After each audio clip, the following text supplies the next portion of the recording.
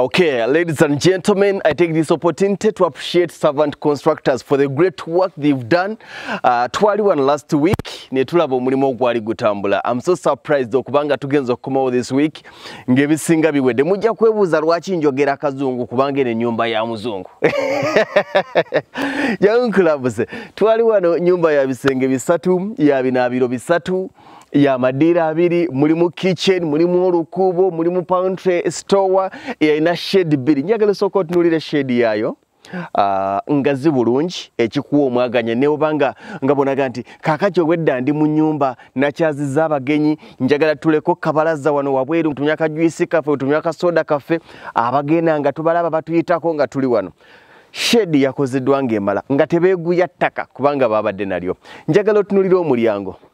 Ngovudde ku shade tunuulira omulyango luggi lulamba Bulaaya. Guno gwe mulyango ogukuyingiza obutereevu mu nyumba yaffe main entrance eri wano. Eddiro lyayo eno tulina sitting room oba living room. Wano wabeera set ya TV buli kimu nga bw'otunuulira side wano. Lino lyeddiro kati bw'ovaawo side wano wakoleddwa ng'aliwo koona. Amakoona gano ebiseera ebisinga abasinga mugeemulugunyako nga mugamba nti gatwala amabaati mangi. Naye ebiseera ebisinga amakoona gano ate ganyumisa ennyumba. Kibi nnyo omuntu okuzimbira ennyumba naye ng'agiseresa eno n'eyiwa lumu n'eno n'eyiwa lumu n'eri n'eyiwa lumu naga nti akuzimbidde mwamba naye nga mwamba wa church mwamba w'omuzikiti. Baataddemu this corner nga baagitaddemu lwa nsonga bbiri. Eno gy'olengera wano dining. Eina open kitchen. Eno dining otuula wano etuuza abantu wakati w'omukaaga n'abantu 8. Dining eina amadirisa abiri. Eina eddirisa eriri wano. Nti bw'obanga otudde wano eringa bakuba ngombe teweetaaga kudda wali kulengera ani ayita. Olingirira wano. Mu kaseera ke kamu eina eddirisa lino ery'emmanju. Ojja kwebuuza lwaki baakoze amadirisa manene. Ennyumba enyuma nnyo ng'eina amadirisa manene kubanga ekuwa light emala ate n'amadirisa amanene n'enzigi ennene zikuwa ekifaananyi ky'ennyumba beauty y'ennyumba ennungi. Jangu olabe bwe tuva ku dining ne tujja eno kitchen ngazi bulungi. Ani oyo eno ng'oyoza ebintu ng'oyoza akakopo wano nga bw'osiikamu bw'okalanga. Ennyaanya ziweddewo erina open pantry oba ka store akali open. Ojja wano n'okola by'okola. Lwaki kalekeddwa nga kali open? Kigaziye kitchen ebeere nga teri squeezed. Nti omuntu ali mu kufumbira wano bokkolera wano abeera akyasobola okweyambisaako space eno. Nsooke okulaga wano? Tumaleyo eno. Jangu. Bw'ojjaawo tuve ku ziri ennyumba ze twazimbanga ng'omuntu bw'abeera emiryango alengera ali emmanju ng'oluggi lw'emiryango lutebye butereevu mu lw'emmanju byaggwawo. Bw'ova wano mu kitchen wano manju wa nnyumba ne manju w'ennyumba waliwo shade ennene obulungi engazi obulungi. You get me?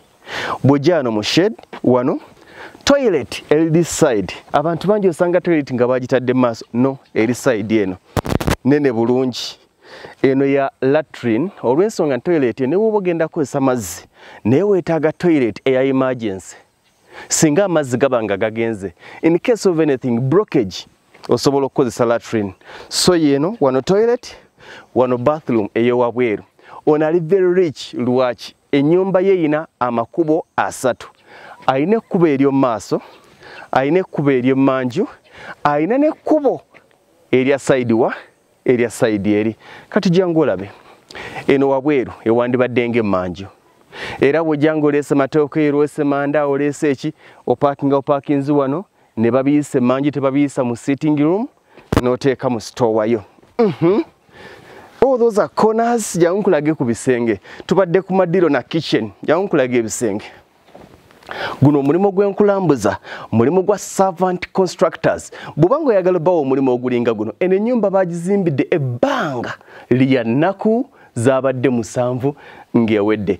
Oyinza okwebuuza kati eno tugenda wa?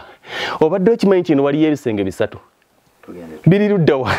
Bw'oyingira wano waliwo ebinyiza omuntu ng'ali mu ddiiro naye ng'alengera ali mu kisenge ng'ekimulemesa okulaba ali mu kisenge kuggala luggi. No, bw'obeera mu ddiiro olina ky'olaba mu kisenge amaaso gatuukira butereevu kuki omala kutuuka wano n'ogamba kati ngende mu kiriwa yankulega master bedroom baba eyina eddirisa lyayo oliraba kagaabe bwodda wano oyo oba omulaba n'oli kanzije nkuggulire bannange nsanyusa okubalaba ekisenge kyekino kinene bulungi yankulage bathroom bwojja wano wonaabira engalo bw'ova kunaaba engalo eneebeera wonaabira engalo wano woositama n'okola emikolo gyo bw'oba teweetaaze genda wali n'okoma wano n'onaaba engalo kitegeeza nti wano wagenda kubeera wakalu eva kati n'ojja wano n'oseetingawo woonaabira kitegeeza nti amazzi gonna g'onaabiddemu wano tegayingira mu toilet gafuluma bufulumi n'obeera n'ekinaabiro nga kiyonjo eno master bedroom bwe tugivaamu waliwo ekinaabiro ekirala eky'abaana n'ekyabagenyi kino ky'abaana kisenge ky'abaana kirina eddirisa ly'emmanju tekirinamu kinaabiro munda olw'ensonga nti abaana ebiseera ebisinga abazadde batya nti buli kimu bwabeera nga ali enclosed mu kisenge kye atuuka nga buli kimu akimalira eyo which sometimes ekibeera eki kyekinaabiro kino era kino tulinako wonaabira engalo toilet ne wonaabira okunaaba kwenyini okwa shower the other side kinaabiro kinene gye bayita common bathroom nti ali mu ddiira agikozesa n'ali wano agikozesa ne tuba n'ekinaabiro ekirala kyekino oyingirira wano amaaso gatomera wano tegatomera butereevu ku kitanda kya mukulu yeebaka atunudde eno oba atunuddewa ate nayo waliyo ekinaabiro kyayo ekya medium size nga bw'okirengera ennyumba ya bisenge bisatu ebisulwamu amadiira 2 living ne dining eyina ebinaabiro bisatu ebiri mu nnyumba erina shade 2 amadirisa ameka bananga amadirisa nga mangi sente anaazijjawa wafunidde ezigizimba ez'amadirisa ze zinaabula lwaki ozimba ennyumba ya bukadde 7 ennyumba yo neefa olw'amadirisa ag'obukadde 5 kyabuvunaanyizibwa no nkutwaleko wabweru waayo akantu kano ojja kwebuuza ate kati n'ogira wano n'oteekawo akakoona kyekiri kye nagambye ennyumba yonna enyuma ng'erimu amakoona kitegeeza nti buli koona ly'ocreatinga vale waliwo agenda okugamba nti buli koona ly'ocreatinga oyonoona amabaati nagambye nti wosoboledde okuzimba ennyumba eno lwaki toyongerako amatoffaali amabaati 3-4 ne gakuwa byute y'ennyumba n'otabanga aserese omuzikiti oba aserese ekkanisa zezo vale z'olaba nti buli woolaba vale bwe kiri sava nti mwebale enamba y'essimu kweri bw'oba ng'obeetaaze bajja kukolera omulimu omulungi ate mu budde bwe babeera tebannatuuka kukola mulimu gwe bagamba tukyali bize si kweraga naye bakwata mulimu gwe bagenda kukola ki gwe bagenda kukola tuli Buwama mu Model Village abaali bawulira programu zaffe project zaffe za Model Village enkulaakulana yaabwe etandise beebale kola beebale kuzimba ekirungi gwo kisa gy'oyagala mbasibudde